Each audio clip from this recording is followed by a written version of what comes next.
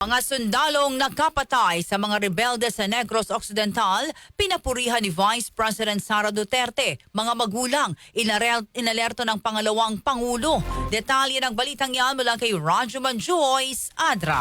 RNN Live Report!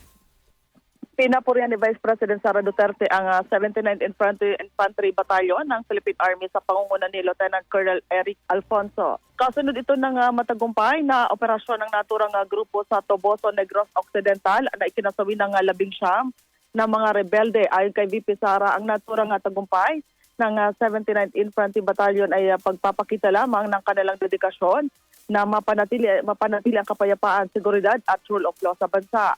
Inihayag din ni VP Sara na sa ilalim ng kanyang pamumuno, kinikilala niya ang sakripisyo ng militar sa pagserbisyo sa bayan.